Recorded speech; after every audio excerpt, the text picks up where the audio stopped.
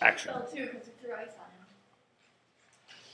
And welcome back, ladies and gentlemen. So we were talking about t values and z values, and my 2 looks kind of like a z, but that's okay. So I want to point out it's actually always a good idea to draw a picture of this situation, just to represent what we've got going on. And I can give more credit for pictures and stuff too. So let's see. So what was our mean? It was what, 72 was the mean? 72, my friend. And we were 2 standard deviations above the mean at 82. And we were talking about all of the values less than 82. So all of this right here. And we figured out that the z value would be 2 because that was 2 full standard deviations away from the mean, right? And it's a positive 2 there. So that's what we've got there. Now, there's technically another way I could have done this. If I didn't want to use t-values at all, I could have done it using calculator. Yeah, I've got some up there. Or, I don't know, grab that one. No problem. You jealous of our awesome speaker? What? No problem. Yeah, like that. So let's see. So the other way I could have done this, since these curves are symmetric, I could have calculated this amount. What percent of the data do you think that would be? A half. That would be 50% of the data, I agree. And then I could figure out what amount of the data this represents.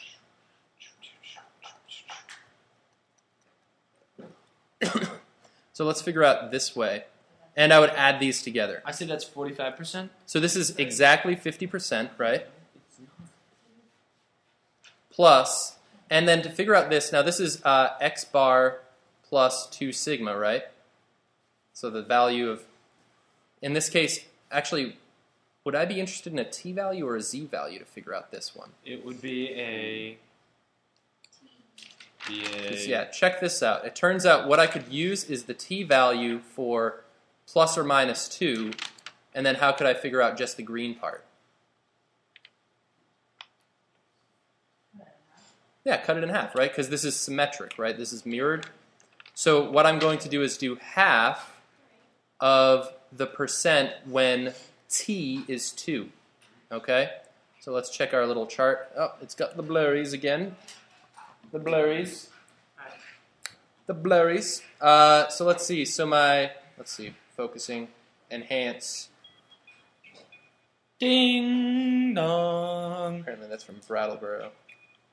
I'm just going to let it go to,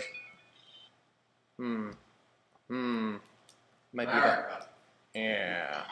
Well, anyways, so I'm stealing the t value here. 2 and 95%.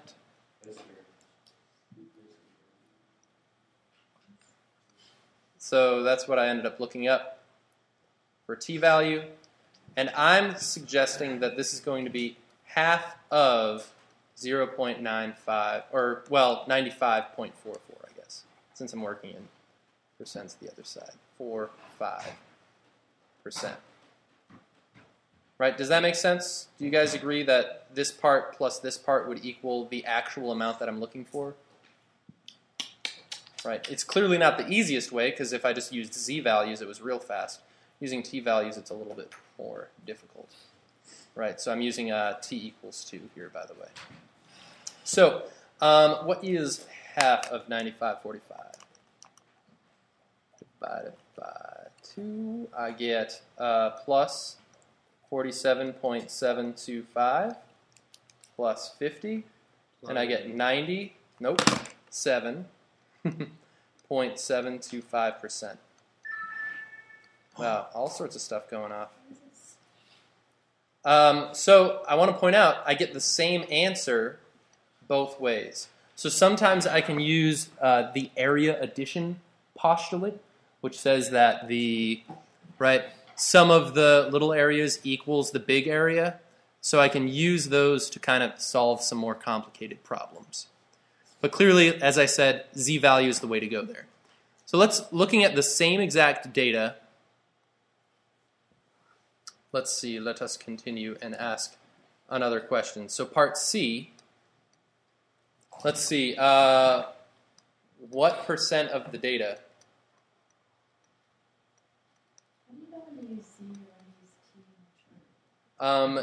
T values are when it's above and below the mean, and Z values when it's like this point and everything less than it, something like that. So we'll do some more practice with those as well. So let's see, so what percent of the data is less than, and let me take a quick glance. I already forgot my chart. I might actually have to steal a Snape shot of it.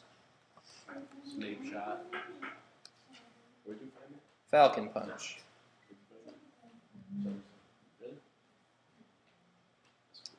Paste. It's not chart. Paste. That's what they have in toothbrush. Toothpaste. Correct. So let's see, what percent of the data is less than, let's do 72. 79.5. Why? So that's like about a 1/3, 1/4. So guys, thoughts? It's gonna be right there. How on earth could we do this? Turn right. Turn right? Did I move here? Yeah. No. Where did it go? Over. Oh, other way. A little more. Right there. Where is 79.5? Like right there. Ooh, goodness. Like right there. So it's right here, Yeah. about, right? And do I want a T value or a Z value here? Z. You want everything less And now the question is, what is Z value? than. Whoa. So let's figure out how we could figure out how many standard deviations above the mean is that? 1.5. How do you know that?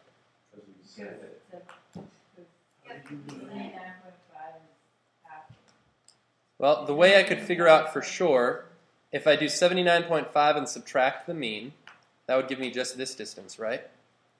And that would give me that distance in units, all right? So that would be 79.5 minus 72. I get 7.5, right? Did you really just have to put that on a calculator? I did, I'm sorry. God.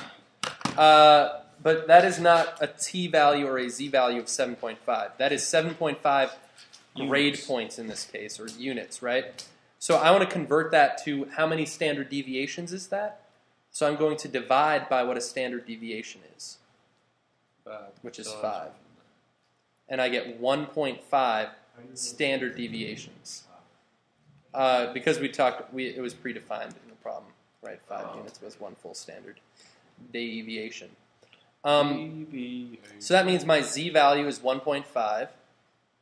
So I go to the chart, and Z value, go down to 1.5, and apparently 93.3. So the P value associated with that is 93.3% of students have grades that are less than 79.5. All right. So you went to that chart. Now make a whisker plot. Make a whisker plot. Yep. So we went to not the T value, but the Z value. We found the Z value, went down to 1.5, and found the percent. What's this column for? These columns, I'll do one problem like this, and maybe at the end in just a moment. What's up? You're gonna take a. That's right. Bring it on by. Well, actually, you could just show it to me tomorrow. Alright. I'll assume you're not bluffing with some other fake piece of paper over there. That'd be pretty good. So this right-hand side is actually a 3-column chart. And this is if I know the percent and I'm looking for the T or the Z value, which we'll do some of those today as well. All right, we'll see. Maybe today. So, for instance, if I want to know how many standard deviations about the mean give me exactly 90% of the data, I would do that by going down to the P value, right? 90%, so scroll down to 0.9. And about the mean, 1.64 standard deviations about the mean give me 90% of the data. All right? and then 1.28 standard deviations above the mean. All right, that would be the point at which 90% of the data is less than it. Those are Okay. standard deviations and mean Yep. deviations? Ugh. So, all right, let's do part D for this question. Part D. So, what percent of the data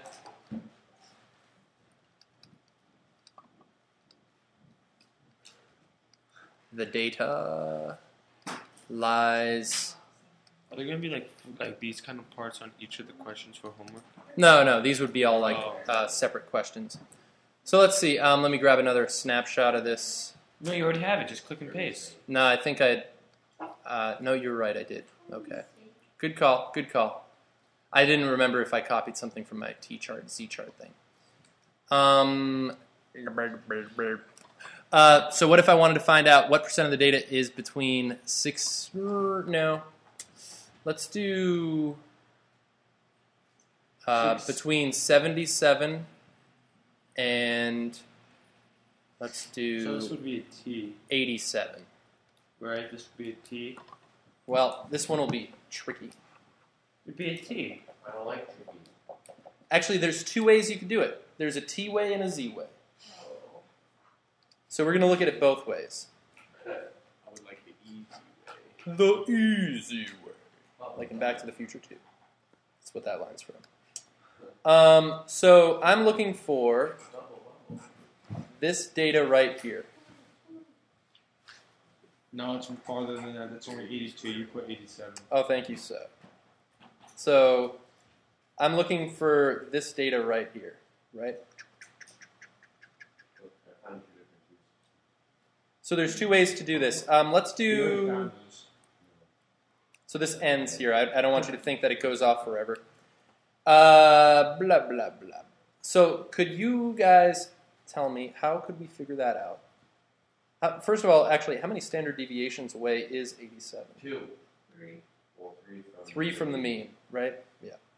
So this is 3 sigma from the mean, and this is 1 sigma from the mean, right?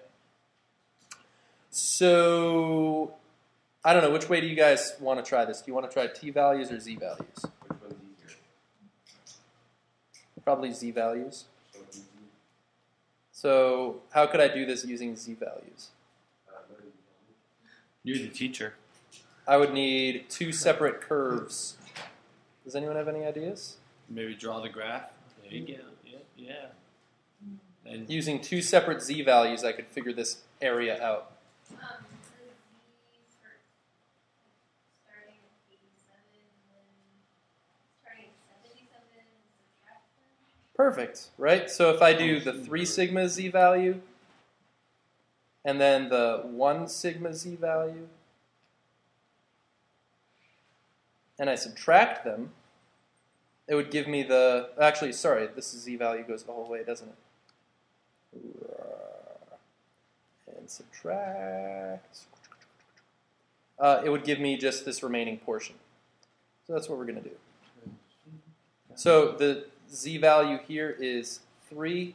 The z value here is 1. Equals 2. And what is the p value for both of those? Well, for Z, So I go to my z table. 3 is 99.86. So 3, yep, 99.87. We'll call it, we could call it 99.9, I guess. And the one standard deviation, 84.13. 84.13.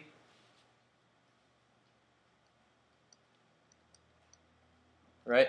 So if I do 99.9, 99.9 minus 84.1, I would get 15.8% of the data. So I would know that 15.8% of my students scored between a 77 and an 87. That's horrible. Well, but that's what that's how I would calculate it. Does anyone have an idea how we could do it using t values instead of z values? You. Correct. Would you add them? No. Multiply? No. Divide? No. Square root? You no. I would subtract two values again, Oh wow, so the only thing it is. but I would have to subtract half value for each of them. Oh yeah. Or wait, would it be? Yeah. So I do half of something times half of something. So yeah, check this out. So here's the 3 sigma one, right? So is it just half the 3 minus half the 1? Right. So here's, Why didn't you just take a snapshot of it? and technically the t value is going to give me all of this, right? It's going to give me 3 above and 3 below. So if I half it, it will only give me the green portion. And then I'll figure out the...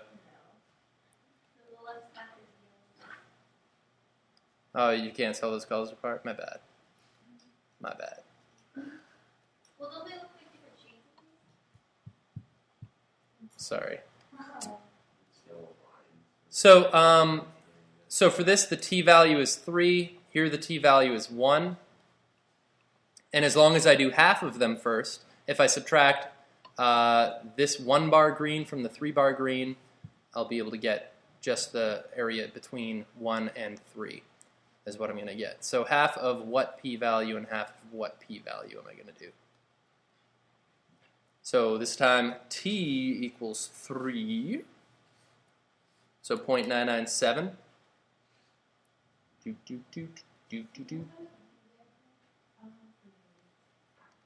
And then this is 68.3, right? Getting this? Getting this, friends? Yeah. So 0.5 times 9.7. Bless you. 49.85 is what I get here. 0.5 times 68.3. It's 34.15. And I subtract. And I get 15.7%. Huh. I must have had some round error here somewhere. Well, that's okay. Yeah. Yeah. The 19.9? Yeah, because you remember. Yeah, probably, yeah. But either way, I just want to point out there's multiple ways we could have done it. Done that. Like it down. And then what if we ask this question? Let's see, do I still have a good pasted image? I do! That's the best! I love it! Here we go. Actually, I want to scribble out this part, though. Scribble. Why don't you just... Scribble. So, last question. Example. Beneath Oh, this is the E. what value lies, let's say, 95% of the data?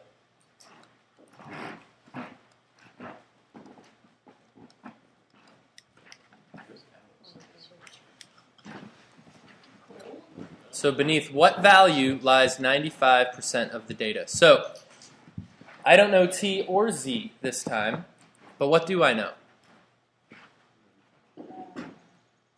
I know P is 95%, right? Or 0.95. And now question, am I looking for a T or a Z value? Well, which would help me in answering this question? A Z value because it's beneath the data, right? So it's less than a particular point. So I'm looking for a Z value for which the percent is 0.95, okay? So let's look at our chart. And this is where I'm going to use this right-hand side. So I'm going to scroll down until I see 0.95, right? I'm going to snapshot this. Snapshot.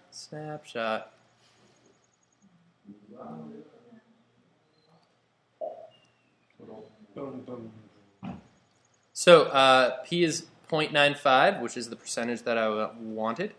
my z-value is 1.645 standard deviations above the mean. So how am I going to find the actual number? That's the number of standard deviations it is. What's the standard deviation for us? Well, under 5. What's the mean? the percent of the data underneath 79.5 is 93.3. It's close, but it's not what I wanted. So, yes. What is that? What is the x bar here? 72. 72. So if I want to find the exact number, I'm going to do, I guess you could kind of think of this as a formula, but I wouldn't necessarily memorize it. I would do x plus my z-value times my sigma. Because this is the number of standard deviations, so if I multiply that by my sigma, that will give me units that I'm adding to my mean. Okay? So I would have 72 plus 1.645 times 5. So that's 72 plus 1.645 times 5, E equals 8.225. And then I would add that to 70 dose, Oh, and it's 80.225. Right? So that is the grade below which 95% of my students got. That's what? So I could then also say, kind of complementarily, that 5% of my students scored above 80.225. Right?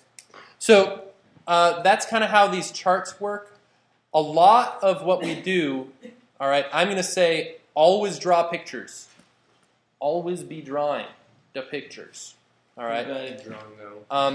Because I would gladly give partial credit for those pictures. And I think it actually helps with the t-values and the z-values and figuring out exactly what's going on.